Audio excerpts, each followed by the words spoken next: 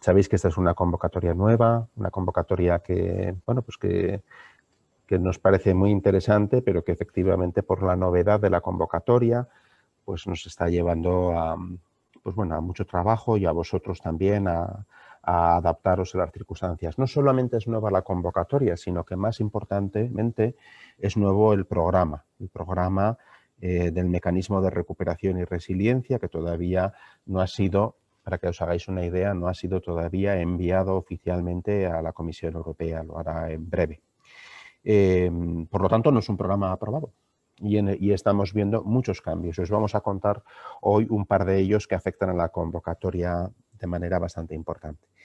Cubriremos algunos aspectos científicos en la presentación del webinario sobre, bueno, pues sobre el procedimiento de la solicitud, cómo se organiza una solicitud, qué significa responder a cada uno de los temas, pero cubriremos también algunos aspectos propios, más técnicos, impuestos por el programa. En particular, vamos a dedicar tiempo a un aspecto nuevo, que es el criterio de NSH, de no hacer daño significativo al medio ambiente, que es un criterio muy importante en todo lo que tiene que ver con el plan de recuperación, y os explicarán cómo tenemos que defender nuestra propuesta en estos términos de que no daña al medio ambiente. Y luego analizaremos otro aspecto muy importante del que tuvimos razón anoche, y es el hecho de que la convocatoria no va a poder cubrir los costes de IVA que la Comisión Europea ha declarado como no elegibles. Son dos temas importantes, junto con todos los demás que tenemos que comentaros, y en el caso del IVA pues os comentaremos también las medidas paliativas que estamos diseñando para responder a este tema. Como sabéis, la convocatoria fue publicada en el BOE el sábado pasado y va a abrir de manera inminente para la presentación de solicitudes. La estructura del webinario de hoy es que primero mi compañera Marian Ferre va a hacer una presentación sobre la convocatoria y posteriormente otros compañeros recogerán las preguntas que vayáis dejando en el chat, que también se irán respondiendo sobre la marcha para hacer comentarios generales. El webinario está siendo grabado y estará disponible para vosotros en la página web probablemente el mismo día de hoy. Os agradezco de nuevo la presencia y os dejo con Marian Ferre. Buenos días a todos. Victoria, por favor, necesito que me habilites la función de compartir pantalla. Es un placer para mí poder compartir esta mañana con todos ustedes para hacer la presentación, digamos, final de la convocatoria de proyectos en líneas estratégicas que como decíamos, a ver, ya tengo aquí esto para compartir. El director se publicó el viernes pasado en la Base Nacional de Subvenciones y el sábado su extracto en el BOE. Y bueno, pues tiene como veremos al final de la presentación, la apertura inminente para presentar las propuestas. Esta convocatoria de proyectos de I+D+I en líneas estratégicas está enmarcada en el mecanismo de recuperación y resiliencia de la Unión Europea, al que denominamos comúnmente como plan de recuperación. Y este plan de recuperación, entre sus objetivos, tiene claro que la ciencia y la I+D+I es un elemento clave de fomento de la productividad, del empleo, de la modernización, la transformación de procesos productivos, sociales y ambientales. Con este impulso a la ciencia se asegura que la tecnología y la innovación llega a todo el territorio, a todas las personas, y que se aprovechan las potencialidades y oportunidades de conocimiento aplicado a la cohesión socioeconómica y territorial. Además, este plan de recuperación tiene 5 líneas directrices y el cuarto principio director, en concreto, subraya que la colaboración público-privada es indispensable para aumentar la capacidad de inversión de los proyectos tractores, movilizar a las empresas y agentes sociales y llegar a todo el tejido productivo. Pues bien, en base a este principio se diseña esta convocatoria en un formato de colaboración público-privada, que es una convocatoria que estará registrada en el Plan Estatal de Investigación Científica, Técnica e Innovación 21 y 23. Esta es la convocatoria del 2021. En el 2022 se espera una nueva convocatoria. Como decíamos, está incluida en el mecanismo de recuperación y resiliencia de la Unión Europea, lo que significa que los fondos de subvención de esta convocatoria proceden de este plan. y por lo tanto tenemos que ajustarnos a algunas de los condicionantes impuestos por el mismo, y es la primera convocatoria de la agencia que no es bottom-up, como suele ocurrir, en el que dentro de los grandes paraguas se admiten todas las propuestas que se presentan en los proyectos, sino que en este caso se han seleccionado unos temas, unos topics por el Ministerio de Ciencia e Innovación, y los proyectos, como verán, tendrán que estar ajustados a estos temas. La convocatoria, su objeto es presentar proyectos de I+D+I en estas líneas estratégicas destinados a financiar proyectos en colaboración, como decíamos, entre empresas y organismos de investigación, y que estén dirigidos a dar respuestas a esos desafíos que se identifican en las prioridades temáticas que se expresan, que se han publicado junto con la convocatoria. El presupuesto de la convocatoria asciende a 43 millones en forma de subvención y 43 millones en forma de préstamo. Y todos los temas que se abarcan en esta convocatoria buscan la interdisciplinaridad. Las prioridades temáticas están, como digo, publicadas con la convocatoria en un anexo en el que además están desglosados qué se espera en cada una de estas temáticas, con lo cual, bueno, no voy a detenerme en el desarrollo de cada una de ellas. Lo que sí está claro es que los proyectos deben de estar orientados a esos temas. Y lo más importante, debe de referirse a un único tema. Independientemente de que el contenido de los proyectos sea susceptible de dar respuestas a más de un tema, hay que seleccionar uno de los topics para presentar la propuesta, ya que la propuesta va a ser evaluada en ese marco, en ese topic. Son proyectos de investigación realizados en colaboración por varias entidades, como ya hemos dicho. Para tener un marco en el que movernos, estos proyectos, según el marco europeo, están enmarcados en la investigación industrial, y esto servirá para el cálculo de las intensidades de ayuda de las empresas, y esto significa que pueden tener una intensidad de ayuda mayor que tiene la convocatoria, digamos, habitual de la Agencia de Colaboración Público-Privada, Retos Colaboración, que está en desarrollo experimental, que tiene un TRL un poco más alto y que las intensidades de ayuda son más bajas. En este caso, las intensidades de ayuda serán mayores y nos estamos moviendo en los TRLs de 3, 4. Tendrán carácter interdisciplinar y los proyectos tienen que tener un presupuesto mínimo de 400.000 euros y máximo de 2 millones de euros. Esta es la horquilla presupuestaria de los proyectos. ¿Cómo van a ser los consorcios que se presentan a esta convocatoria?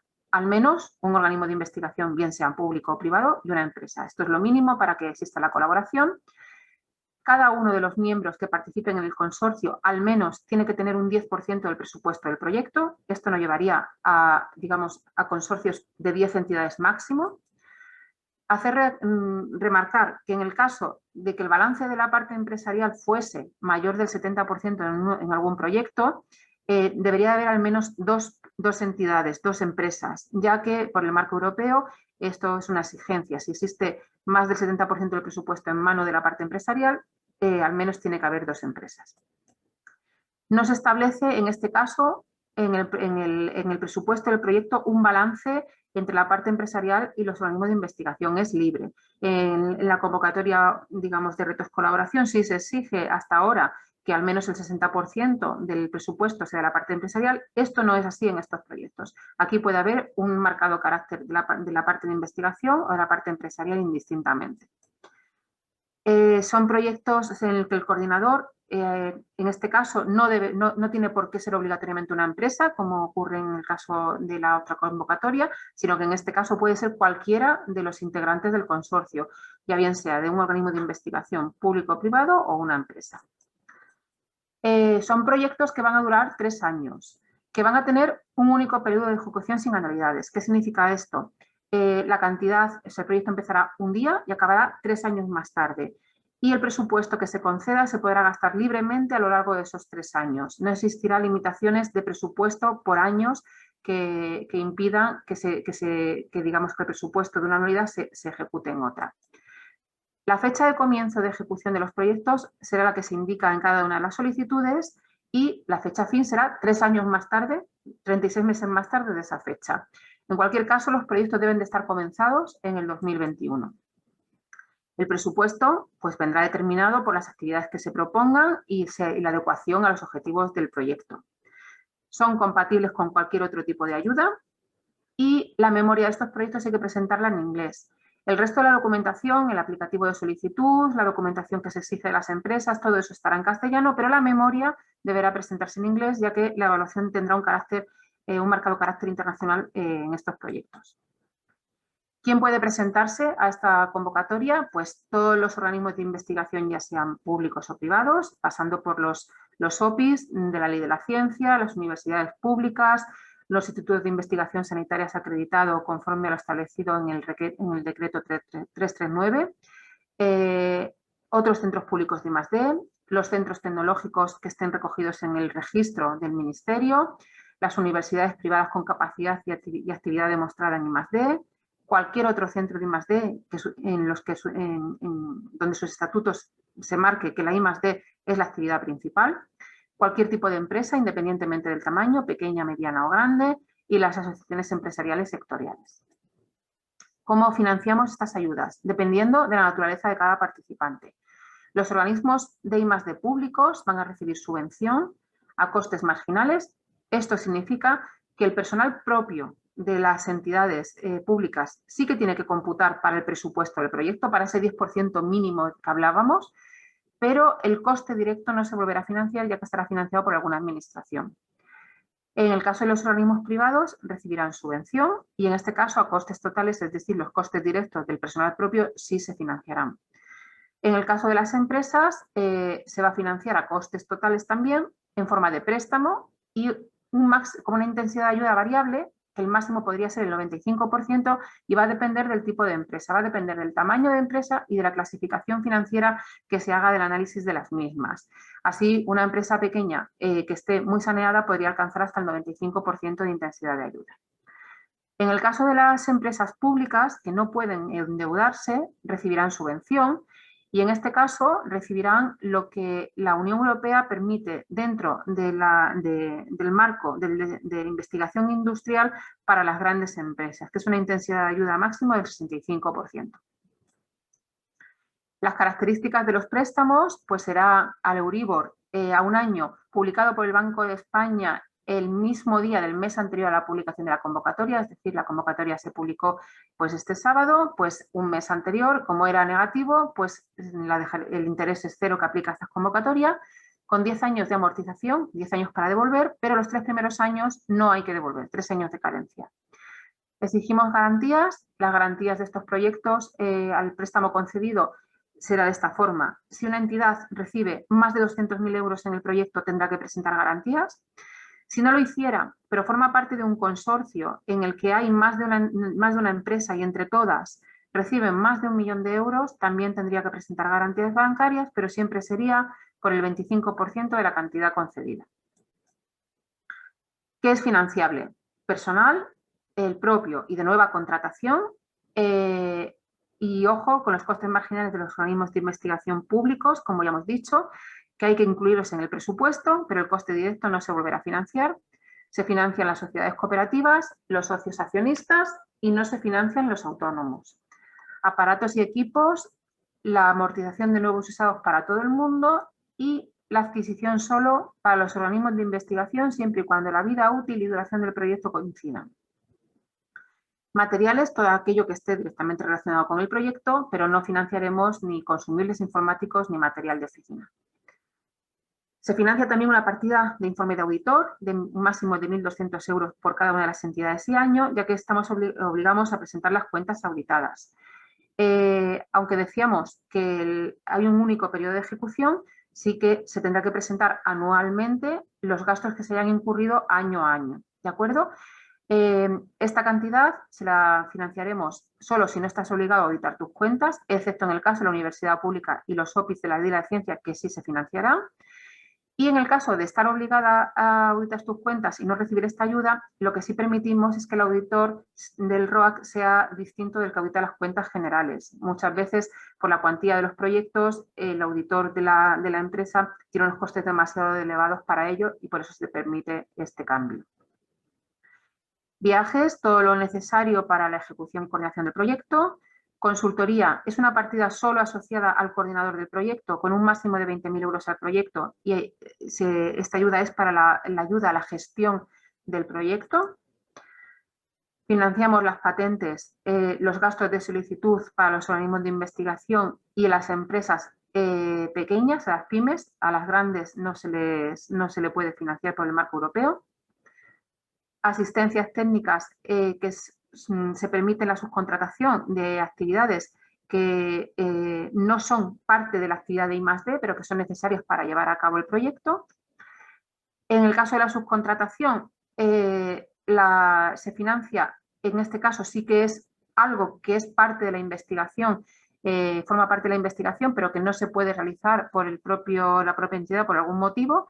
Y recordar que las subcontrataciones no pueden superar más del 50% del presupuesto presentado. También financiaremos los costes indirectos. Los costes indirectos se calculan en función de la cuenta 62 y vamos a intentar llegar al 15% de la cantidad que se conceda en esta cuantía, el 15% del presupuesto de lo que se considere financiable del gasto de personal. Hacer la salvedad que los organismos de investigación, aunque no se les financie el coste directo, sí que se computará para esto. O sea, como forma parte del presupuesto, sí que se tendrá en cuenta. Y como recordaba o nos hacía el director al principio de la presentación, es de llegada reciente a la convocatoria esta, digamos, condicionante de que el plan de recuperación, esto es un requisito del plan de recuperación, no nos deja considerar financiable el IVA. Estas ayudas, recordemos que tienen efecto incentivador por el marco europeo. Esto significa que no puede haber ninguna actividad técnica ni económica iniciada antes de la presentación de las solicitudes. Europa entiende que estas ayudas sirven para hacer algo que sin ellas no sería posible. Con lo cual, esto es el efecto incentivador y esto hay que tenerlo muy en cuenta. Ni actividad técnica, ni ninguna factura, ni ningún gasto incurrido antes de la presentación de la solicitud. Y llegamos al principio de no causación de un daño significativo que también hablaba el director, con esas siglas en inglés de DNSH. Esto también es un requisito del plan de recuperación. Tenemos que asegurarnos, haciendo una autoevaluación, que nuestros proyectos cumplen con estos requisitos y voy a intentar explicar en qué consiste y cómo hacer esa autoevaluación. Los proyectos no podrán implicar actividades que directa o indirectamente ocasionen un perjuicio significativo al medio ambiente. Esto está, digamos, reglado en el artículo 17 de un reglamento del Parlamento Europeo y del Consejo en la fecha de junio del 2020, lo que conocemos como el Reglamento de Taxonomía. Los proyectos es, digamos, causa fundamental. No podrán dirigirse a aumentar la eficiencia de los combustibles fósiles y las tecnologías relacionadas ni a incrementar la emisión de los gases de efecto invernadero. Pero no solo esto, hay más cosas que vamos a ver a continuación. Esto es, digamos, algo esencial, pero hay otras muchas cosas que se consideran perjudiciales para el medio ambiente. Las propuestas que no cumplan con este principio serán excluidas, no pasarán a evaluación, con lo cual es importante prestar atención a este punto. Este cumplimiento de este nuevo principio se basa, digamos, en estos tres grandes documentos. El Reglamento de Mecanismo para la Recuperación y Resiliencia, el propio Plan de Recuperación así lo marca. El reglamento del que hablábamos anterior de taxonomía, donde se dice claramente cuáles son los objetivos ambientales que tenemos que cumplir y qué se considera dañino para los mismos. Y la Comisión Europea ha editado una guía que está disponible en la zona donde están todos los documentos de esta convocatoria, una guía con unos anexos que nos ayudarán a completar esta información. Además, hay un documento que no va a estar en nuestra página de la agencia, ya que es un documento que todavía no está aprobado por la Comisión Europea, pero que está disponible para consulta en la página de la Comisión Europea.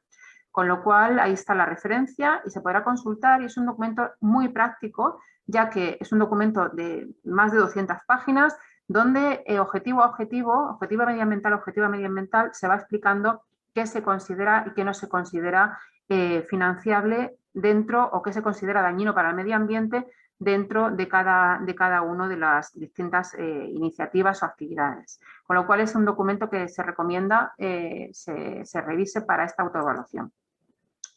Los objetivos medioambientales que marca ese reglamento de taxonomía están en el artículo 9 y en el artículo 17 se dice que se considera dañino para el medio ambiente. Esos 6 objetivos son estos que aparecen en la transparencia: mitigación del cambio climático, adaptación del cambio climático, uso sostenible y protección de recursos hídricos y marinos, transición a una economía circular, prevención y control de la contaminación y protección y recuperación de la biodiversidad y los ecosistemas. El análisis de estos principios se tiene que realizar uno a uno, hay que analizar cada uno de los objetivos y se hará de forma individual para cada proyecto. Cada proyecto tiene que cumplir con este principio. Digamos un esquema de cómo proceder en este análisis que veremos a continuación. Hay 2 partes, una parte 1 y una parte 2, con unas tablas que veremos a continuación. La primera pregunta que nos tenemos que hacer para cada uno de los 6 objetivos y en referencia a nuestro proyecto es la siguiente: si la medida tiene o no tiene impacto o tiene un impacto insignificante sobre el objetivo, ¿de acuerdo? Si no tiene impacto, o sea, si consideramos que no es mala para el medio ambiente o para ese objetivo en concreto, procedemos a una evaluación simplificada. Si no es así, hay 2 alternativas. Si el proyecto, a pesar de ser dañino de alguna forma para el medio ambiente, está etiquetado con una contribución del 100% o contribuye sustancialmente a este objetivo, también nos iremos a una evaluación simplificada. Si no fuese así, tendríamos que hacer una evaluación sustantiva de cada uno de los 6 objetivos. Esta es la parte 1, esta es la primera tabla que aparece en el anexo de la memoria de la convocatoria y que está en esa guía que decía que estará colgada en nuestra página web, que es una guía explicativa. Hay que hacer el siguiente análisis. Si la medida no tiene un impacto negativo, o sea que es positivo, o tiene un impacto insignificante sobre cada uno de los 6 objetivos, que son los que aparecen aquí en la tabla, digamos que la respuesta que habría que marcar sería no. Y hacer una explicación breve, que eso sería la evaluación simplificada. Además, si no tiene impacto negativo o impacto insignificante, o sea, si sí lo tiene, pero la contribución que hace el proyecto es del 100% al objetivo, también se rellenará esto, se marcará también no. Y aquí terminaría, digamos, la evaluación. Pero si tenemos que marcar sí, porque nuestro proyecto de alguna forma impacta de forma negativa en el medio ambiente o no contribuye al 100% de esos objetivos, tendremos que ir a una evaluación sustantiva y pasaremos a la parte 2. Esa parte 2 volverá otra vez a hacer unas preguntas, cada objetivo a objetivo. En esta primera transparencia aparecen los 4 primeros objetivos, en la siguiente están los otros 2, y en cada una de ellas se hacen unas preguntas que hay que justificar sustantivamente, ¿de acuerdo? Como dice aquí, recomendamos revisar la guía y ese documento de la Unión Europea, que aún no es un documento oficial porque no está todavía aprobado, pero que sirve de guía. Estas son las preguntas de los otros objetivos que faltaban en esa transparencia. Vamos a hacer un ejemplo, voy a intentar dar un ejemplo práctico. Este principio no solamente afecta a la I+D, sino que afecta a todas las actividades que cumple el plan de recuperación. Entonces, por no marcar ninguna de los tópicos, ninguna de las líneas, he ido a un tema de infraestructura de transportes en carreteras. La medida, habrá que describir la medida y esa medida, por ejemplo, en este caso, consiste en dos submedidas. Una que es crear una nueva carretera que permita conectar mejor una región remota de un Estado miembro con el resto del país y mejorar la seguridad vial. Y tiene una segunda submedida que es dotar a esa infraestructura, a esa carretera, de puntos de carga eléctrica y de repostaje de hidrógeno. Bueno, pues este sería el análisis. Estos son los 6 objetivos. Esta sería la parte 1, la primera parte que habría que hacer. 6 objetivos: mitigación del cambio climático, adaptación del cambio climático. Bueno, así las 6. En este caso, como tiene 2 submedidas, que he puesto un caso un poquito más complicado por si se da el caso, resulta que la construcción de nueva carretera nos damos cuenta que sí que tiene algo de impacto negativo en el medio ambiente, con lo cual no podríamos hacer una evaluación simplificada, marcaríamos sí, porque tendríamos que ir a la siguiente parte. Pero en el caso de las infraestructuras de recarga de hidrógeno como de puntos eléctricos, pues contribuye a 100% a este objetivo medioambiental, con lo cual en este caso marcaremos no y daremos una breve explicación Y en este caso, aquí se habría terminado el análisis. Pero tenemos, dentro de mitigación del cambio climático, una de las subtareas y el resto de los objetivos en los que hemos marcado sí, porque dañan el medio ambiente de alguna forma. Con lo cual, tendríamos que pasar a la parte 2, en la que solamente he puesto los 2 primeros objetivos, el de la mitigación del cambio climático, se hace una pregunta y en este caso, en la construcción de la carretera habría que hacer una evaluación sustantiva. En el segundo de los objetivos medioambientales, que es la adaptación al cambio climático, se vuelve a hacer una pregunta, hay que hacer una evaluación sustantiva y así con los 6 objetivos que en este caso hemos marcado que necesitaban esta evaluación sustantiva. Es un poco tedioso, pero bueno, yo creo que tanto la guía como este documento de Europa ayuda bastante a poder realizar este autoanálisis. Importante, como decíamos, es excluyente, con lo cual es muy importante que se haga un buen análisis de este criterio, que está, como digo, en la memoria e incluido de la presentación del proyecto. Hemos querido aquí recoger algunas indicaciones a modo de ejemplo de lo que se considera dañino para el medio ambiente, por ejemplo. No significa que sean todas, simplemente son unas pocas y no voy a pasar por todas, simplemente la presentación queda, pero para que quede a modo de ejemplo. Si estamos hablando de la protección y recuperación de la biodiversidad, tenemos que tener en cuenta que no se debe conducir a un deterioro claro de los hábitats de especies, por ejemplo. En el caso de actividades que necesiten consumo de combustibles para algún medio de transporte, recalcar que el consumo de combustibles fósiles no será financiable, da igual en qué medio de transporte, ya sea mercancías, personas, vehículos submarinos autónomos, vehículos de superficie no tripulados, satélites, en cualquiera. Los combustibles fósiles no se van a financiar. Si estamos hablando, por ejemplo, de gestión de residuos y hablamos de recuperación energética, la incineración no tendrá que ser considerada como un medio porque no será financiable, por ejemplo. En el caso, por ejemplo, de nueva generación de baterías, que es uno de los topics, bueno, pues no será suficiente demostrar que mejora la situación de lo que tenemos, sino que debe demostrar la ausencia de alternativas y que se opera con las mejores condiciones técnicas disponibles y que la medida no va a bloquear en el futuro el desarrollo e implantación de tecnologías más limpias. Por ejemplo, importante, por ejemplo, en el tema de la conversión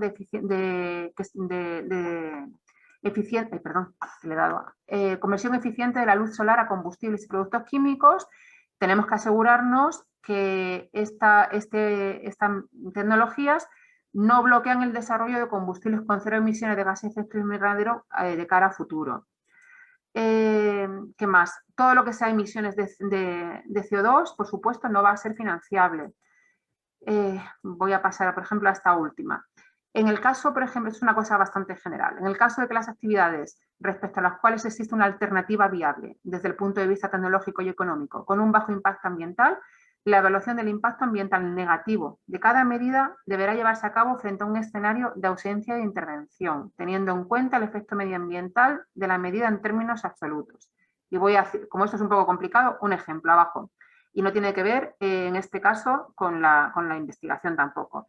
Si hay un plan de desguace que pretende sustituir vehículos ineficientes por otros más eficientes propulsados por motores de combustión interna, el impacto de esos nuevos vehículos se evaluaría en términos absolutos, ya que si existen alternativas con un bajo impacto, como los automóviles de cero emisiones, los coches eléctricos, por ejemplo, hay que, en lugar de compararlo con el impacto, hay que hacerlo en comparación con esto y no con el de los vehículos a los que sustituye. ¿De acuerdo? Es un poco rebuscado, pero bueno, en resumen, hay que hacer siempre que no sea una mejora, sino que además haya una alternativa que pueda ser, digamos, con la que se pueda evaluar. Una vez que pasemos este tedioso proceso de autoevaluación y que será revisado, por supuesto, por la agencia, daremos el paso a aquellos que lo superen, pasaremos a la evaluación. La evaluación, como decíamos, tendrá una dimensión internacional y se realizará por comisiones técnicas que se crearán ad hoc a los topics. Es decir, habrá tantas comisiones técnicas como topics aparecen en esta convocatoria. Y los criterios de evaluación son los que aparecen a continuación. calidad científico-técnica, relevancia y viabilidad de la propuesta, que tendrá un peso del 50%, la calidad, trayectoria y adecuación del equipo investigador un 30% y el impacto científico-técnico internacional de la propuesta un 20%. Si hablamos del seguimiento y la justificación de las ayudas, el seguimiento técnico habrá que hacer un único informe al final de la vida del proyecto, no habrá informes intermedios y habrá que presentar los indicadores de la Estrategia Española de Ciencia, Tecnología e Innovación para hacer la evaluación ex post del mismo. La justificación económica, como decíamos, a pesar de no haber anualidades, sí que hay que presentar año a año los gastos incurridos en ese año. Y cuando se presenten esos gastos, se procederá a la liberación del presupuesto del año siguiente. Decir que esta convocatoria va a tener una liberación importante de fondos con la concesión de aproximadamente el 80%, y el 20% restante, es algo más del 20% porque no llega al 80%, pero el resto se irá liberando en los 2 años siguientes después de presentar la justificación económica. A tener en cuenta, antes de presentar estos proyectos, las entidades que quieran concurrir, los consorcios, deben de estar dadas de alta en el sistema de entidades y en el registro unificado de solicitantes. El representante legal de las entidades es quien tiene que estar dado de alta, que esto está en la sede electrónica del Ministerio. Es importante porque sin esto no se puede acceder a la presentación de la propuesta. Y chequear que existe un certificado de firma electrónica avanzada que esté en activo, porque si no, no se podrá realizar la presentación de la propuesta. No sé por qué. Bueno, esta es la última transparencia. Hay un correo para el periodo de solicitud, que es el que aparece en esta transparencia para consultas. Y creo que me he saltado esta, no sé qué pasa. Esta es. El plazo de presentación de solicitudes se iniciará mañana, día 27 de abril, y finalizará el 18 de mayo del 2021 a las 2 horas, hora peninsular. Esto es importante. Cualquier solicitud que entre a las 14:01 no podrá ser admitida. Y bueno, como decíamos, es el correo para la etapa de solicitud, y por mi parte esta es toda la presentación. Ahora dos compañeros van a recoger las preguntas que se han ido realizando en el chat y bueno, pues intentaré contestar a todas aquellas que se me formulen. Muchísimas gracias. Victoria, cuando quieras. Sí. Muchas gracias, Marian. Tengo muchas preguntas y no me ha dado tiempo, a lo mejor no me ha dado tiempo a clasificarlas bien y hay alguna un poco repetida, pero bueno. Bueno, lo primero que tenía que decir, que también lo ha dicho el director, es que no podemos responder ninguna pregunta con respecto al contenido científico-técnico de los topics, que hay algunas, esas no las podemos responder. Bueno, voy a empezar con las preguntas así un poco más generales y después vienen un montón de preguntas con respecto a la modalidad, los préstamos, las características que deben tener empresas, etc. Algunas también es verdad que están respondidas, pero es que no me da tiempo a comprobarlo. Preguntan si se puede seleccionar, dirigir a más de un topic, o si se selecciona un topic, si eso encajaría dentro de otro, también se podría considerar en la propuesta. Sí, ahí al principio de la presentación comentaba que hay que seleccionar el topic donde cada uno quiere que se evalúe su propuesta. No se puede presentar a 2 topics. Tiene que estar dirigido a uno de ellos y al topic al que se dirija será en el marco en el que se realice la evaluación. Preguntan si los hospitales son considerados como empresas públicas. Los hospitales públicos, si son empresas públicas. Pues yo creo que no. Yo creo que lo que estamos considerando son los institutos de investigación de los hospitales, pero de los hospitales como tal no. ¿Es posible considerar como financiables los servicios internos prestados por los laboratorios propios de una universidad que participa como socio? Estos servicios están acreditados por tarifas públicas e identificados por notas internas de cargo correctamente identificadas. Sí, en ese caso sí. Vale. Preguntan también si el presupuesto hay que desglosarlo por anualidades en la solicitud. Sí, ¿no? No, la solicitud se hará con un único presupuesto, digamos un bloque de presupuesto. No habrá que hacerlo por anualidades, aunque cuando nosotros concedamos luego identificaremos qué porcentaje de ese presupuesto es lo que se va a pagar el primer año, el segundo y el tercero, que como decíamos el primer año será casi el 80%, pero el presupuesto será sin anualidades, un solo bloque. Vale. Preguntan si la empresa privada puede recibir una subvención. La empresa privada en esta convocatoria no va a recibir subvención. Las empresas reciben préstamo, solamente las empresas públicas, pues, por no poder, digamos, endeudarse, no recibirán préstamo y recibirán subvención, pero las empresas solamente reciben préstamo. Y luego al revés, que si es obligatorio que una empresa pida un préstamo o si podría ella aportar su propio presupuesto. Para ser beneficiario de una de estas ayudas hay que tener un presupuesto y una ayuda nuestra. Si no, no eres beneficiario de nuestras ayudas. Con lo cual, evidentemente, la cofinanciación por parte de las empresas existe, pero tiene que tener ayuda por nuestra parte. Tiene que tener una ayuda concedida para ser considerado beneficiario. Gracias. También preguntan con respecto a cuántas, o si puede una misma institución solicitar varios proyectos. Por ejemplo, ponen el caso del CIEMAT. Si puede el CIEMAT presentar varias solicitudes. Sí, no hay limitación de solicitudes a presentar por las entidades. Vale. Acerca de la palabra intensidad de la ayuda, hay gente que tiene dudas, qué significa y que para una pyme, ¿cuál sería esa intensidad? A ver, voy a intentar explicarlo porque no es muy fácil. O sea, nosotros...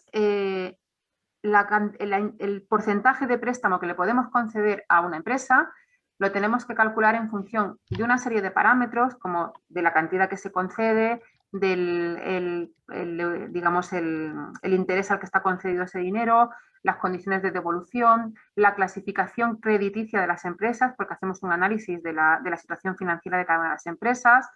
Y bueno, todo eso, digamos, entra en una fórmula, que es la fórmula de la subvención bruta equivalente, que lo que significa es que nosotros traducimos la cantidad que se da en préstamo a lo que sería el equivalente si lo diéramos en forma de subvención. Y eso tiene unas limitaciones por el marco europeo, unas intensidades de ayuda que nos permite la Unión Europea. Con lo cual, nosotros tenemos que en función de lo que la Unión Europea, el tope que nos pida, que por ejemplo en el caso de esta convocatoria, que es investigación industrial, para las grandes empresas, por ejemplo, permite que recibiera lo equivalente en subvención un 65% de lo solicitado. Con lo cual, ese 65% en esa fórmula que decimos nos lleva a calcular la intensidad de préstamo que podemos dar. Y decía que eso nos puede llevar a que en el caso, por ejemplo, de una pequeña empresa que tenga una situación crediticia muy buena, que tenga, pues eso, por tamaño sea pequeña, puede llegar a recibir hasta el 95% en forma de préstamo, que si lo tradujéramos en subvención bruta equivalente, digamos en una subvención equivalente, pues se quedaría pues en el 80% o algo así. Eso es lo que es la intensidad de ayuda. Vale, gracias. Preguntan sobre la duración de los proyectos, si es fija de 3 años o si 3 años es el máximo tiempo de duración. No, son 3 años, 36 meses para todo el mundo. Vale. También hay una pregunta sobre qué TRL debe tener un proyecto que se presenta conjuntamente entre una universidad y una empresa. Por el marco europeo nos estamos moviendo en TRLs 3-4 aproximadamente para esta convocatoria, por el marco de la investigación industrial. También preguntan si la empresa debe ser española. Nuestros beneficiarios tienen que ser, digamos, estar constituidos en el territorio nacional. O sea, es decir, todas las empresas deben de tener un CIF, por decirlo así, en español, aunque se puede dar el caso de una empresa extranjera que tenga una filial establecida en España. Si esa filial tiene, digamos, un CIF español, sí que podría participar, pero no es requisito indispensable que sean entidades españolas. Preguntan sobre los gastos elegibles, si las patentes serían gastos elegibles y si un equipo inventariable también podría ser un gasto elegible si se instala en una universidad pública. En el caso de las patentes se financia la solicitud de las mismas excepto para las grandes empresas. Y en el caso de los equipos, se puede, digamos, lo que financiamos es el mantenimiento de los nuevos o de los antiguos, y solamente en el caso de los organismos de investigación admitimos la compra siempre y cuando la vida útil coincida con la ejecución del proyecto, con los 3 años. Vale. Preguntan si una asociación privada sin ánimo de lucro, en cuyos estatutos menciona que la I+D es una de sus actividades principales, pero no la única, puede ser considerada como centro privado de I+D. En principio, si está declarado en los estatutos que la I+D es una de sus actividades principales, sí. ¿También los viajes serían costes elegibles? Sí. Hay una limitación en la convocatoria, que ahora mismo no recuerdo muy bien la cantidad, pero sí, son, digamos, siempre cuando estén justificados para el proyecto, o bien para la ejecución del mismo o para la coordinación del mismo, son elegibles. Y también si se podrían contratar estudiantes de doctorado, postdoc o ayudantes de investigación. Se permite la nueva contratación para estos proyectos, con lo cual lo que tiene que existir es un contrato laboral de las personas que se incorporen al proyecto. Vale. Bueno, ya luego si hay preguntas sobre la solicitud, si vamos a proporcionar un modelo de memoria, un template. En la propia convocatoria hay un anexo que es, el contenido indicativo de la memoria, en el que se describen, se da una idea del contenido y de la extensión de cada uno de los apartados, y que además tiene un anexo donde están recogidas las tablas de las que hemos estado hablando del principio para no causar perjuicio al medio ambiente.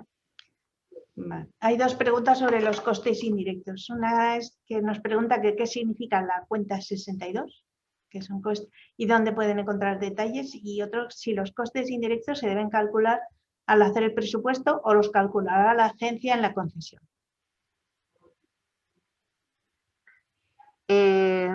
La cuenta 62, la verdad es que ahora mismo no sé muy bien dónde está referenciada, pero lo que sí está claro que el cálculo que haremos de los costes indirectos será sobre el personal que se considere financiable, o sea, del personal que se presenta al proyecto, lo que se considere financiable hasta el 15%, e intentaremos llegar a ese 15% máximo, se podrá conceder en costes indirectos.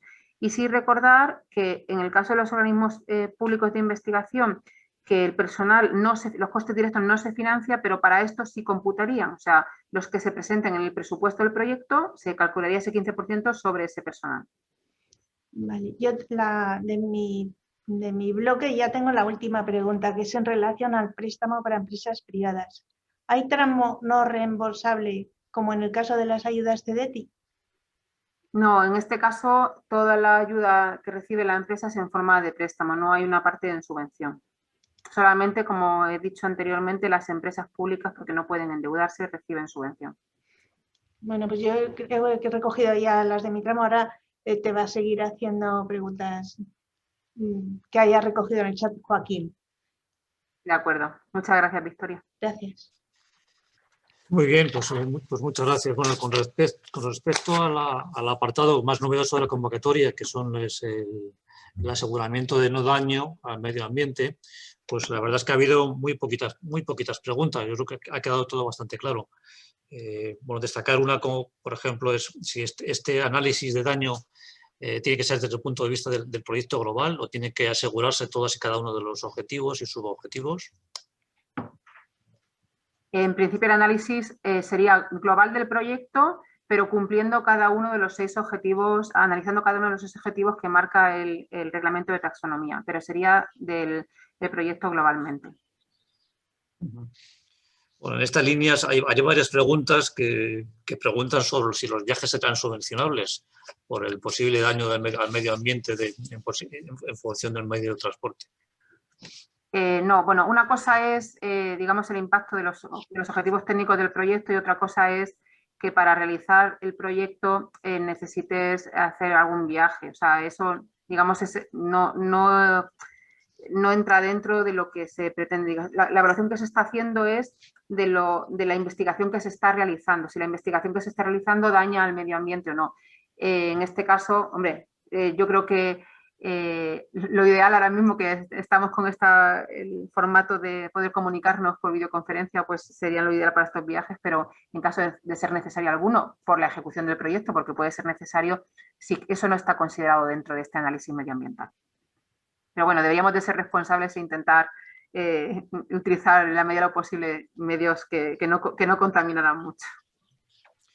Hay varias preguntas, como comentaba inicialmente, o sea, lo que son dudas asociadas a este aseguramiento del no daño, pues hay muy pocas dudas. Se repiten las preguntas de la primera parte que comentaba Victoria. Hay varias preguntas asociadas a qué tipo de plantillas va a haber para la disposición de los beneficiarios, como por ejemplo si va a haber plantillas asociadas a propiedad intelectual, o plantillas que aseguren un acuerdo previo entre los socios. A ver, la documentación de esta convocatoria es el aplicativo donde se realiza la solicitud, donde hay que reflejar todas las entidades participantes, el presupuesto del proyecto y luego una memoria técnica, que para la memoria técnica hay una indicación dentro de la convocatoria en uno de los anexos donde se dice que la memoria no puede exceder de 40 páginas y hay una serie de indicaciones de los epígrafes que debe contener la memoria y de una orientación del tamaño de esos epígrafes, con un anexo donde están las tablas para este análisis de no causación de daño al medio ambiente. Además, se exige una documentación adicional de las empresas para el análisis financiero, como suele siendo habitual en las convocatorias de colaboración público-privada, pero no existe un acuerdo de consorcio obligatorio. Para esta convocatoria no se exige un acuerdo de consorcio que haya que presentar, pero sí es recomendable, mi recomendación por la experiencia, es que se pueda firmar un acuerdo interno entre los miembros del consorcio donde se regulen todos estos temas de la propiedad industrial, de forma que de cara a futuro no haya ningún problema, ningún malentendido. Pero no es un documento que haya que presentar a la solicitud de la convocatoria, que sería un documento de trabajo interno. Muy bien, pues con respecto a evaluación y seguimiento y justificación de las ayudas, pues yo creo que no hay ya las preguntas que hay, bueno, se repiten y con toda seguridad cuando mañana se haga la convocatoria, pues estarán aclaradas. Pues por mi parte nada más. Gracias, María. Pues muchísimas gracias, Joaquín. Pues por mi parte nada más. No sé, Enrique, si quieres clausurarle el seminario. Yo creo que yo no tengo nada más que aportar. Muchas gracias. Yo tampoco, estaba respondiendo también algunas preguntas en el chat, son todas muy interesantes. Queda la documentación grabada. Yo creo, Marian, que la perspectiva ha sido amplia, hemos introducido temas nuevos. Efectivamente, el tema del daño ambiental va a ser importante en la convocatoria y respecto del tema del IVA, novedad de anoche, pues vamos a llevar los costes indirectos hasta el límite de lo que no podemos subirlo seguramente, con lo cual hacemos una compensación adicional a las instituciones beneficiarias de las que dependen los proyectos. Es lo que podemos hacer. Muchas gracias a todos por vuestra participación. Os deseamos desde la agencia lo mejor en esta convocatoria. Os deseamos mucho éxito, mucha financiación y mucha contribución a la recuperación de Europa, de España y de vuestro entorno. Gracias a todos. Muchas gracias. Gracias.